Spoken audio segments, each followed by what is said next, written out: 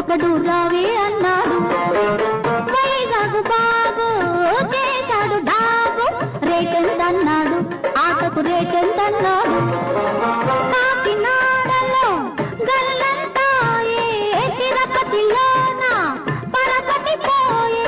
అందరి మెప్పు పొందాలంటే దేవుడికైనా తరం కాదు, ఆయముడికైనా తరం కాదు. గట్టివాళ్ళు ఆటకు వచ్చినోళ్ళు, గట్టివాళ్ళు ఆటకు వచ్చినోళ్ళు.